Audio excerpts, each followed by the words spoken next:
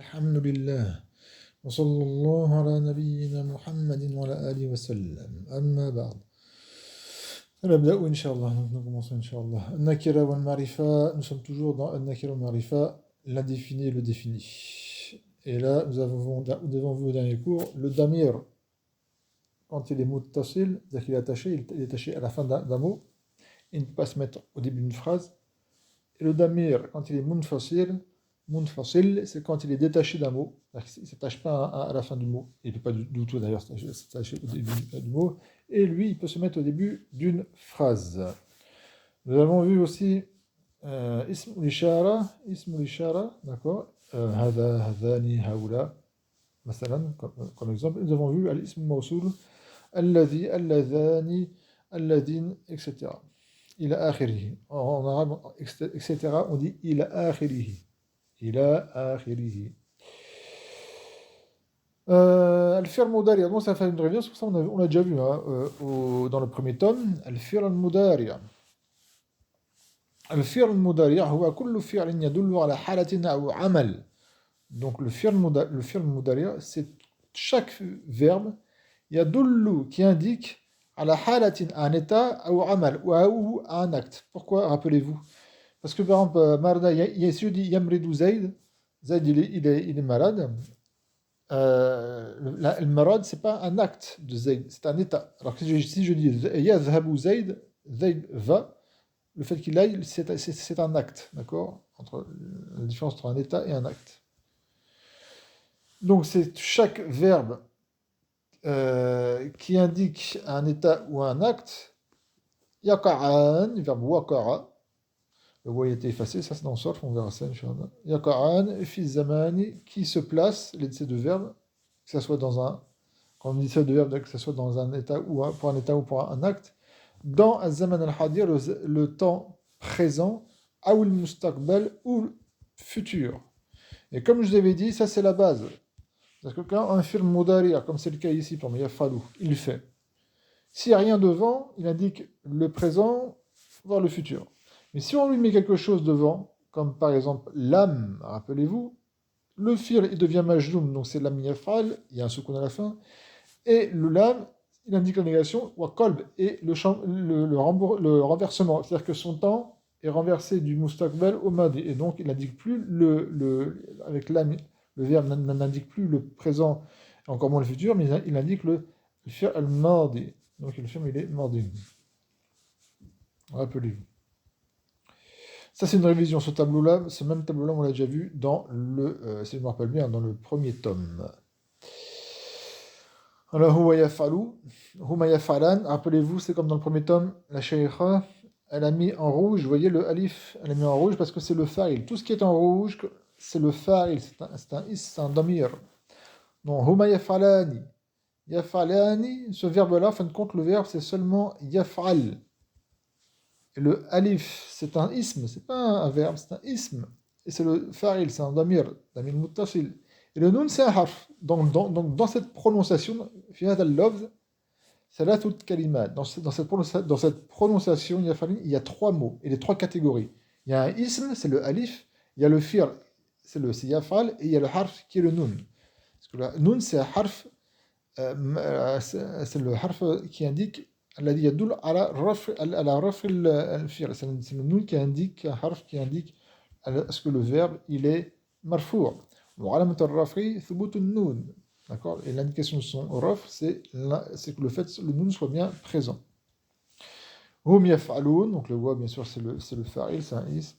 Alors vous allez me dire hiya taf'al et huwa yaf'al. Il est où le fa'il bas? Quand je dis huwa yaf'al, ça veut dire il est, c'est-à-dire lui, virgule, yaf'al, il fait. Et le fa'il, ce n'est pas huwa, parce que le fa'il ne peut pas être devant le fi'l, jamais, chez les bisriyin. Et donc là, le fa'il, donc huwa, c'est le mubtada, et la phrase verbale, jumla fi'liya, c'est le khabar al-mubtada. Il est où le fa'il? Vous devez le savoir, le fa'il, damirun mustatirun fihi, jawazan taqdiru huwa, ya'ud al-mubtada. Le fa'il, c'est un damir qui est caché à l'intérieur du verbe, que ce soit pour yaf'al ou taf'al. Ici, on l'estime par huwa, ici, on l'estime par hiya, et il retourne sur le mubtada. Barakallahu fikum. Huma yafalan, et vous allez voir que et ça c'est pareil. Huma yafalan, huma c'est le mubtada. Excusez-moi, j'ai dit tafalani, elles font les deux elles font. Tafalan, c'est une jumla qui est fi'liya et qui est dans un fi mahal al-raf, dans un état de raf, khabar mubtada. Et le alif c'est le fa'il. وسي لو ضمير كان فاعل يرجع وهذا الضمير يرجع إلى المبتدأ et ce ضمير le alif retourne sur le mubtada كما يقال comme on dit هن يفعلن là c'est le noun qui est un ism vous voyez comme je me rappelle j'avais bien fait faire attention le noun dans yafalna c'est un ism c'est pas un harf alors que le noun dans yafaloun et yafalan et tafalani c'est un harf c'est pas un ism il faut faire bien attention المخاطب والمخاطبة. Donc, anta taf'al, c'est pareil, le damir, le fa'il dans taf'alou, ici, c'est un damir qui est moussadin fihi, mais ici c'est wujuman obligatoirement, taqdiruhu anta, ya'oud ala al-mubtada. Antuma taf'alan, antum taf'aloun, anti taf'alin, c'est le ya ici qui est le fa'il, c'est un ism, c'est un damir raf, bien sûr, mamni ala sukun, taf'alin, parce que le kasra il est sur le lam. Antuma tafalan, antunna, vous, pluriel femme, féminin, tafalna, vous faites. Ceux qui parlent, ana afal, c'est pareil. Dans afal, le fa'il de afal, c'est un damir qui est moustalid fihi wujuban taqdiruhu ana, ya'oud al mubtada. Et la traduction, c'est pas je fais ici, c'est moi, virgule, je fais. Parce que je fais, c'est seulement afal. Si je dis afalou, c'est-à-dire c'est la traduction je fais. Comme je dis, il faut faire très attention, parce que quand on est débutant en arabe, on a toujours, au début, généralement tout le monde fait ça, parce qu'on pense encore en français, mais c'est avec l'habitude, ça part. On a toujours l'habitude de vouloir, comme en français, mettre le sujet avant le verbe. Donc on va dire ana afal, ana azab, anta tafal, anta, antum. Et c'est très lourd en langue arabe de toujours dire comme ça, de parler comme ça. Anta tafal, anta tum, huwa. Non, c'est tafal, tafalin. Yafal, il ne faut pas mettre devant, essayer de faire comme en français, mettre un sujet. Le sujet, il vient après le verbe. Ou sinon, il est comme dans afal et dafal et yafal, il est dans le verbe. Barakallahu fikum. C'est pareil, en français, je dis Zaid part. D'accord Zaid, hop, jusqu'en français pour une fois. Part. Il est parti. Hein. Il part. Zaid part. Zaid part. En arabe, vous voyez, le sujet, il est avant le verbe. En arabe, je n'ai pas le droit de dire Zaid yadhab. En voulant traduire ça, je me suis trompé. Si je dis Zaid yadhab, je me suis trompé. Parce que s'il y a marqué, si je dois la traduction en français, c'est Zaid, virgule, il part. Donc c'est pas, là, c'est Zaid part. Et Zaid, virgule, il part, c'est différent. Il y a une nuance. Il y a un tawkid. Quand je dis Zaid yadhabu, c'est-à-dire que j'affirme que Zaid et j'appuie. Si je veux traduire Zaid part en arabe, je dis Yadhabu Zaid. Yadhabu, et Zaid qui vient ici après, hop, parce que le sujet vient après le verbe. Dans Zaid Yadhabu, il y a Zaid qui est le mubtada, et il y a aussi un fa'il qui est dans le verbe qui retourne sur le mubtada. Il faut le traduire ça. Donc Zaid Yadhabu, c'est Zaid, virgule, il part. Zaid, il part. Et là, je n'ai pas dit Zaid part, je dis Zaid part. J'espère que vous comprenez tout ce que je dis. Parce que quand on veut comprendre bien l'arabe, il faut comprendre les nuances et les divergences qu'il y a entre notre langue maternelle, qu'on soit français, chinois, allemand, anglais ou je ne sais quelle autre langue. Chaque langue a ses particularités. Il faut comprendre que quand on utilise une autre langue, il y a certaines choses qu'il ne faut pas calquer sur notre langue, à nous. Comme ça, par exemple, vouloir absolument mettre le sujet devant un verbe en arabe, c'est faux. Et quand on a des mauvaises compréhensions, et quand on se permet de traduire, eh bien on fait de mauvaises traductions, on est à billah. 9 minutes. Le modèle du fi'l mudari' an yakunu fi awwalihi, on ne peut échapper, la budda, c'est-à-dire qu'on ne peut échapper pour le verbe mudari' à ce qu'il se place fi awwalihi dans son premier, c'est-à-dire au tout début du verbe, ya'un un ya, ou ta'un ou un ta, ou un hamza, ou nounun ou un noun. C'est ce qu'on appelle huruf al-mudara'a. Je vous l'écris ici. Hurufu, excusez-moi, hurufu المضارع et non pas المضارع. C'est un fi'l مضارع mais c'est les حروف المضارع. حروف المضارعة hein. حروف المضارعة. Les حروف المضارعة elles sont au nombre de 4. C'est le ya, le ta, le hamza et le noun. Hop, j'enlève tout ça. Barakallahu fikum. Astaghfirullah min al-azim, la ilaha illa huwa al-hayyul qayyum wa atubu ilayh. Vous voyez, hop, on revient au tableau. Devant tous les verbes mudari, il y a soit un ya, soit un ta, soit un hamza, ou soit un noun. Tous les verbes, regardez, ici c'est un ya, c'est un ya, c'est un ta, c'est un ta, c'est un ta, ta, ya. Hop, ta, noun. D'accord? Ces 4 lettres qui sont au début d'un fi'l mudari, c'est ce qu'on appelle huruf al-mudara. Je les efface. Rabbi ighfirli wa tub alayya innaka at-tawwabur rahim. C'est un. Hop. Un i'rab, il est. Ça fait combien de temps? Ça fait 11 minutes. On va faire un i'rab, Inch'Allah. Min anwa' al-fa'il. Parmi les sortes du fa'il, il y a soit c'est un ism zahira, ou soit c'est un damir. Et dans le damir, il y a le damir qui est zahir, d'accord? Ou un damir qui est moustatir, qui est caché. Donc soit c'est un ism zahir, soit c'est un damir. C'est quoi un ism zahir? Et bien concrètement, c'est tout ce qui n'est pas damir.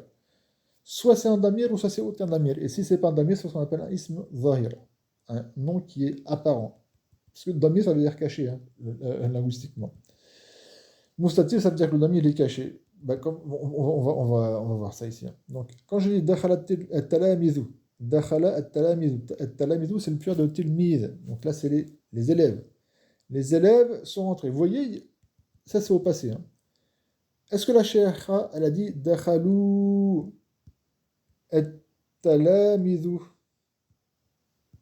Non, elle n'a pas dit dakhalou. Et elle a eu raison. Dans une certaine langue, on peut, mais ça, on ne va pas rentrer dans ce. Vous apprenez à un niveau supérieur. Je ne vais pas vous compliquer maintenant sur ça. Mais vous voyez, dakhala, pourtant c'est un pluriel. Pourquoi il n'y a pas mis dakhalou? Parce que si jamais on met dakhalou, talamizu, eh bien ça fait 2 fa'il. Sauf il y a une exception, enfin, c'est pas, il n'y a même pas une, mais on peut, mais je ne vais pas vous rentrer dans les complications. Dans ce qu'on appelle le akalouni al-bararis, le fait que ça peut être un badal, etc.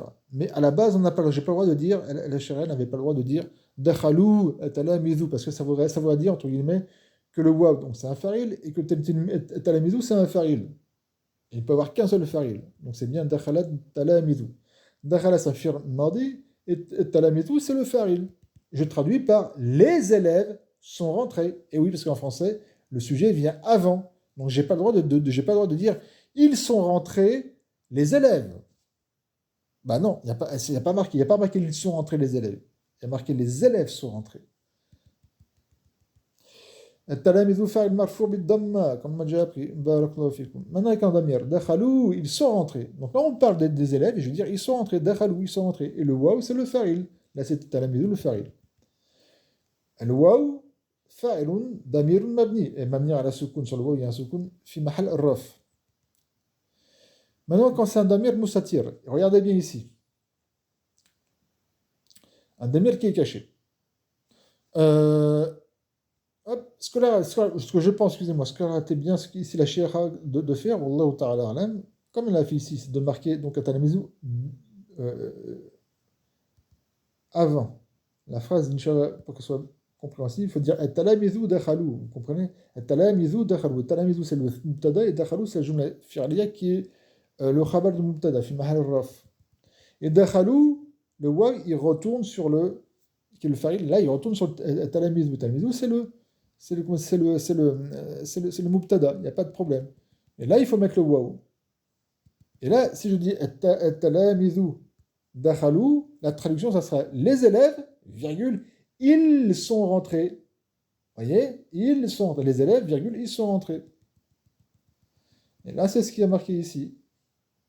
Parce que, regardez, elle a bien mis damir mustatir, un damir qui est caché. C'est-à-dire que le damir, le fa'il, il va être caché dans le verbe. Donc, si vous dites que le tirmidhu, c'est le fa'il de dakhala, donc il n'est pas caché, c'est pas un damir. Non, il faut que ce soit un damir mustatir, comme je l'ai dit. Tirmidhu, c'est le mubtada. Et dakhala, c'est le fi'l. Il est où son fa'il? Eh ben, c'est un damir qui est caché. Moussa fihi, comme on dit, c'est damir moussatir, c'est un damir qui est caché. Et fi, dans le verbe. Taqdiruhu huwa, ya'oud ala mubtada. On l'estime par huwa qui retourne sur at-tilmidi. At-tilmidu. Et la traduction ici, c'est l'élève, virgule, il est rentré.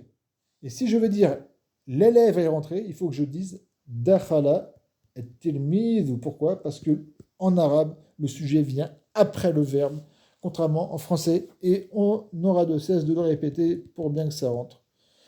Barakallahu fikoum.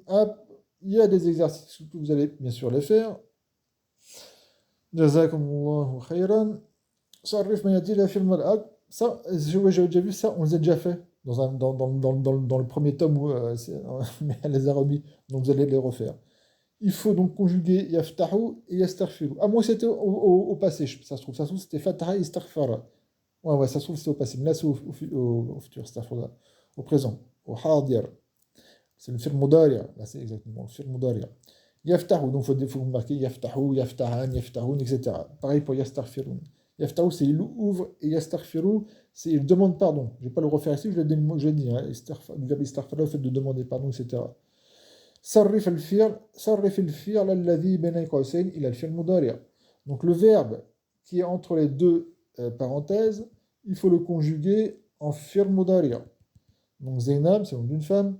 Yu'allim أولادها. Elle enseigne ses enfants. Alors c'est yu'allim ou c'est yu'alliman, yu'allimun, à vous de savoir, vous devez savoir.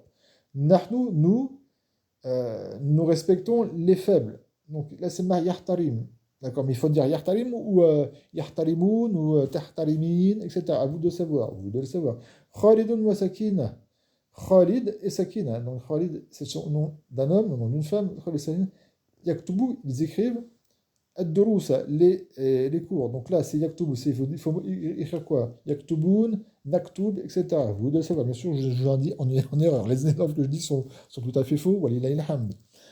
Anna, bah oui, je ne vais pas trop vous aider quand même. Anna yas'alul mu'allim. Moi, donc, virgule, je questionne le professeur, l'enseignant.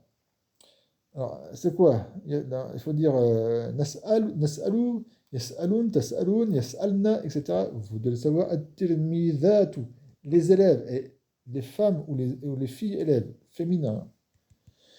Yashtahid, font des efforts, sont studieuses. Donc pareil, hein, c'est Ashtahid, Nashtahid, à vous de savoir. Aliyun wa Faridun wa Samir. Donc c'est trois personnes masculines, pardon, c'est personne, c'est masculine, c'est trois personnes masculines. Yanal obtiennent, Jawaiz, des récompenses. Donc obtiennent, c'est quoi? C'est Analu, Tanalina, à vous de savoir, Barakallahu fikum. Et puis un dernier exercice. Arib Mayatif. Fais l'analyse grammaticale de ce qui suit. Qara'tu juz'an min al-Qur'ani. Voilà. Donc j'ai lu une partie du Coran. Et quand on dit juz'an, généralement, le mot juz'an, linguistiquement, ça fait une partie. Hein, une partie de. Ça peut être la moitié, le quart ou quoi. Mais comme vous devez le savoir, quand on utilise ce mot-là, ça devient un terme technique dans le Coran, un juz, parce que le Coran est divisé en juz. En ajza, il y a arzab, les hizb. Et les juz, il y en a 30, et les hizb, en tant que hizb, il y en a 60. Donc j'ai lu un juz, une partie, c'est-à-dire un trentième du Coran. L'analyse grammaticale, barakallahu fikum, subhanakallahumma wa bihamdik, la ilaha illa ant, astaghfiruka wa atubu ilayk.